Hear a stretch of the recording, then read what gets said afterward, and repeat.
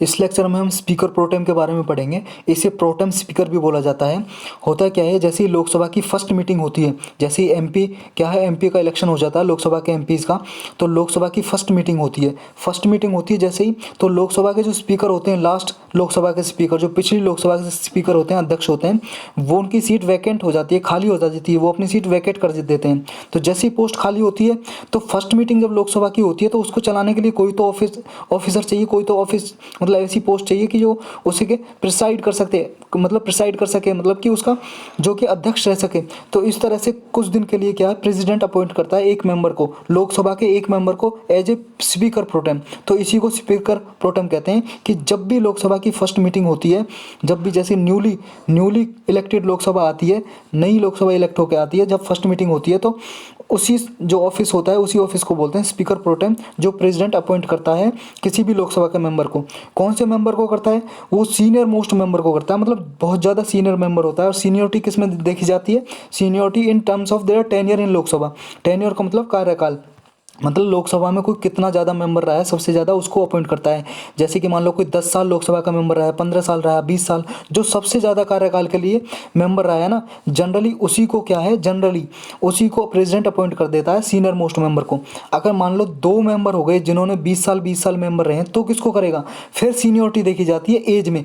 इन दोनों में मान लो 20 साल लोकसभा के मेंबर रहे हैं, लेकिन इस किसकी एज ज़्यादा, मान लो ये ए पर्सन है, ये बी पर्सन, बी पर्सन की एज सबसे ज़्यादा है कि ये इस 20 साल मेंबर भी रहा है और इसकी एज 60 ईयर है, और ये 20 साल मेंबर रहा है और इसकी एज मान लो 59 ईयर है।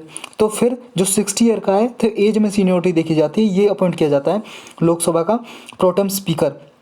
तो ये क्या करता है प्रोटेम स्पीकर, एक तो प्रेसिडेंट क्या है, हिमसेल्फ इसे ओथ एडमिनिस्टर करता है, मतलब president himself administer oath to the speaker of pro tem. जो स्पीकर ऑफ प्रोटेम होता है उसको खुद शपथ दिलाता है प्रेसिडेंट, क्योंकि क्या है, लोकसभा के जो मेंबर भी होते हैं वो भी शपथ लेते हैं ना, शपथ दिलाते हैं उन्हें भी। तो स्पीकर प्रोटेम को याद रखना, कौन शपथ दिलाता है, ओथ कौन दिलाता है, प्रेसिडेंट हिमसेल्फ। और क्या करता है ये जो प्रोटेम स्पीकर होता है, कि उसके पावर ऑल पावर होती हैं जो स्पीकर के पास होती हैं, जितने भी स्पीकर के पास होती हैं। और जो न्यूली इलेक्टेड लोकसभा होती है उसको प्रिसाइड करता है फर्स्ट मीटिंग को। और क्या करता है, जितने भी न्यूली मेंबर होते हैं, जो भी एमपी क्या है आए हैं लोकसभा में इलेक्ट होके चुन के, उनको उनको क्या है, इसकी ड्यूटी होती है कि उनको ओथ ये दिलाता है, शपथ। मतलब स्पीकर प्रोटेम को तो शपथ कौन दिलाता है, ये दिलाता है प्रेसिडेंट।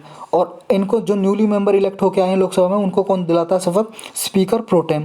तो याद रखना, his main duty is to administer oath to the new member. और क्या करता है ये, he also enables the house to elect the new speaker. जो नया स्पीकर चुनने के लिए, इलेक्ट करने के लिए हाउस को इनेबल करता है, कहता है कि भाई अब नया स्पीकर चुनो अपने मेंबर में से ही।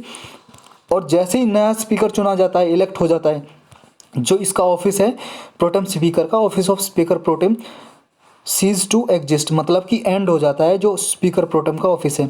अगर नए मेंबर चुन के आए, उन्होंने एक स्पीकर को इलेक्ट कर लिया, तो जो स्पीकर प्रोटेम का ऑफिस है वो एंड हो जाएगा, अंत हो जाएगा उसका, तब तक ही होता है। इसलिए कुछ दिनों के लिए ही ये होता है, जब तक कि नया स्पीकर चुना ना जाए, तब तक ही। और जो हमारी जो 17th लोकसभा के इलेक्शन हुए थे, अभी कब हुए थे, 2019 में, ये 17th लोकसभा थी। जैसे 1951 से 52 में जो फर्स्ट लोकसभा के इलेक्शन हुए थे, उसके बाद ऐसे करके क्या है 17th लोकसभा के इलेक्शन हुए थे 2019 में, ये याद रखना है। और इसमें स्पीकर प्रोटेम कौन थे, वीरेंद्र कुमार जी थे, उन्होंने एज ए स्पीकर प्रोटेम शपथ लिया था।